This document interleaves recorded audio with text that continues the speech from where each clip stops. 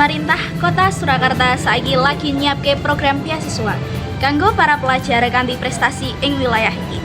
Program iki dasarake kanggo ngerangsang minat lan prestasi pelajar ing Surakarta. Wali Kota Surakarta, Bapak Slamet ngumumake program beasiswa iki ing sawetara pertemuan karo media dina iki.